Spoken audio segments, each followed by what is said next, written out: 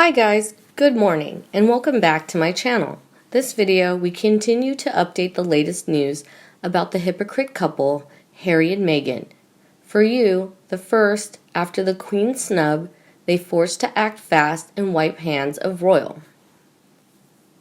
With any fan who doesn't know, Meghan Markle and Harry have begun to fulfill their pledge to become financially independent from the royal family, with the latest confirmation that they have repaid their £2.4 million taxpayer-funded renovation of Frogmore Cottage. But no one is convinced they had an actual plan. They just kept flailing around Canada and the US, asking friends for favors until something came their way. Then they dumped their old Invictus friends and boast about their big plans and making it all happen.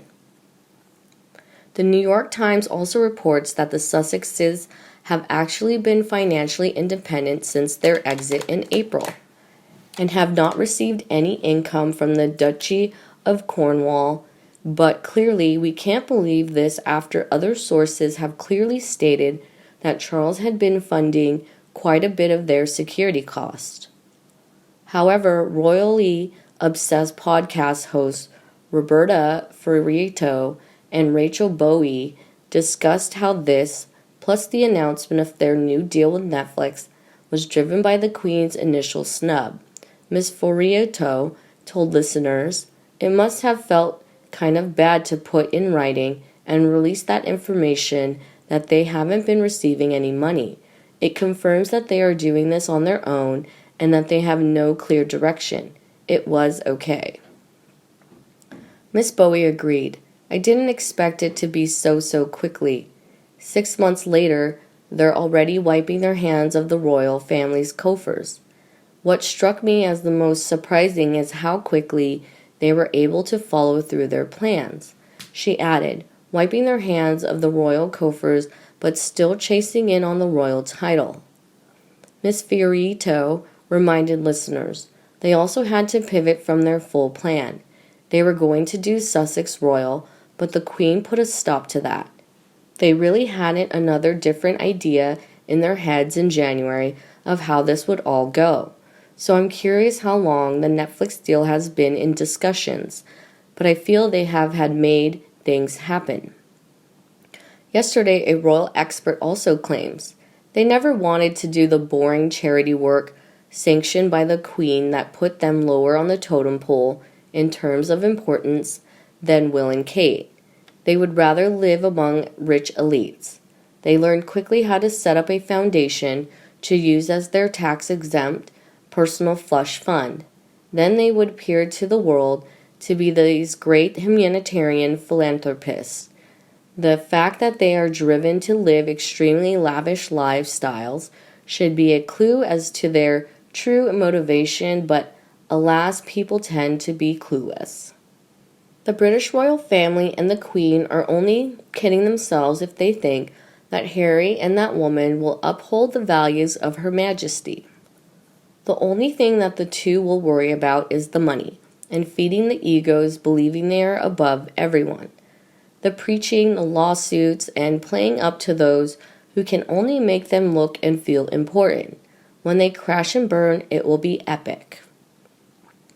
Besides, Harry and Meghan do not own Frogmore Cottage, and neither does the Queen.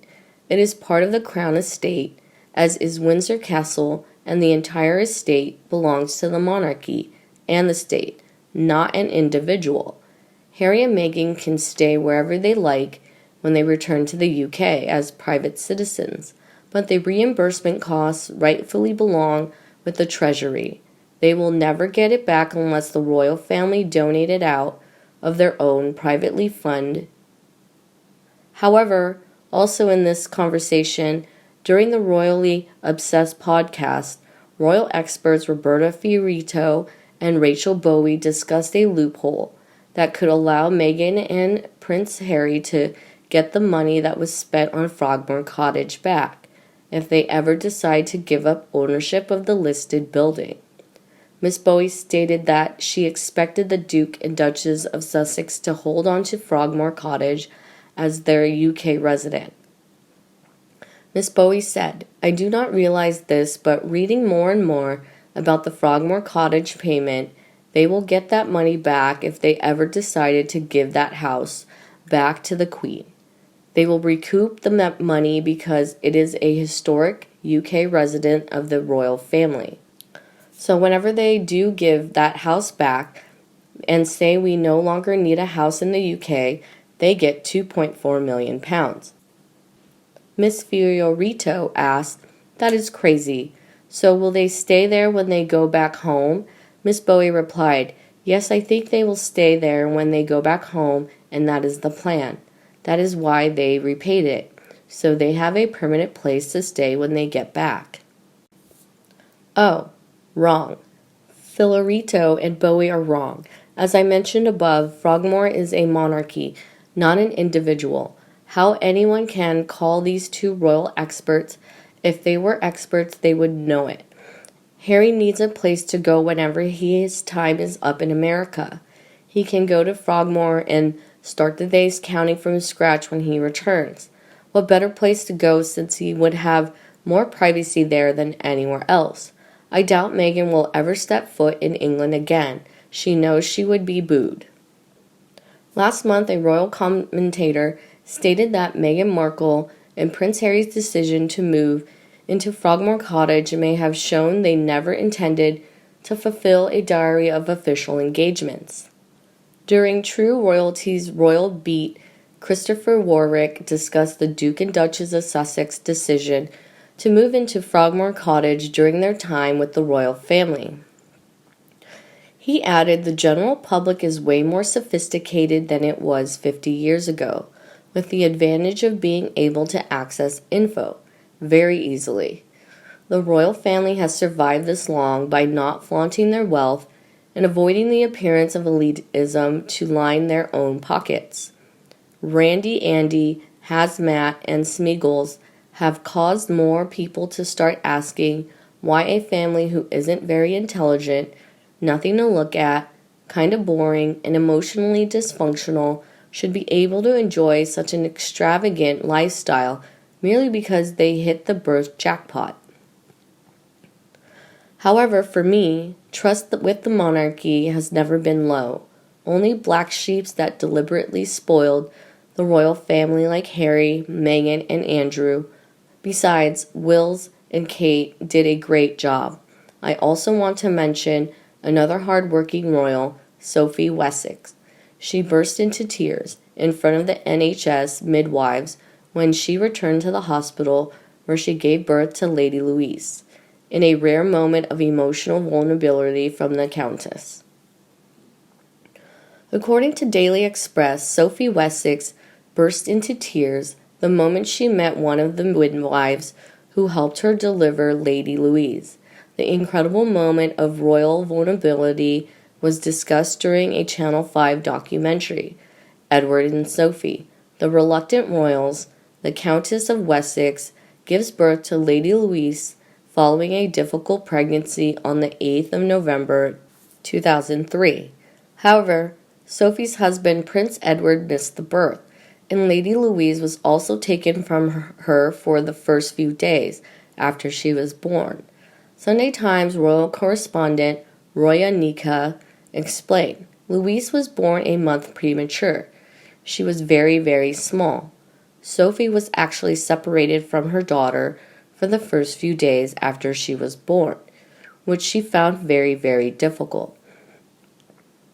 Narrator Glynis Barber noted that Prince Edward had been away on royal trip to Mauritius at the time and missed the birth.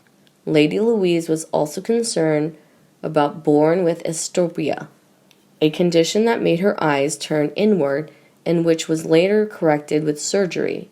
Royal commentator Rebecca English added, "A few years ago she went back to the Frimley Park Hospital and met one of the midwives that were responsible for helping her deliver Louise. Sophie just burst into tears. It was clearly still a very emotional experience for her. That is not something you often see on royal engagements. I think it was a sign of how deeply the experience had affected her and how much she owed the incredible NHS team at that hospital. Sophie Wessex later gave birth to her second child, James, Viscount Servin, at the same hospital. The documentary also discussed how the Earl and Countess of Wessex decided not to raise their two children with an HRH title, unlike Harry and William, or Eugene and Beatrice. The birth of Lady Louise also followed a traumatic hospital experience 2 years earlier when her first pregnancy ended in tragedy. Royal expert Rebecca English said, Sophie's first pregnancy ended up being an ectopic pregnancy, and she lost the baby. That kind of hospital procedure leaves both emotional and physical scars. She had to be airlifted to the hospital when the tragic near-death experience took place. Sophie went on to become a patron of the Thames Valley Air Ambulance, whose paramedics had saved her life. My news today is ended. How do you feel about it? Please leave me a comment below and we discuss them together. Please like and share my video for anyone you think they also loved it. Remember to subscribe to the Sussex Daily News channel to get more news from the royal family by our team. Now have a nice day and see you in the next video.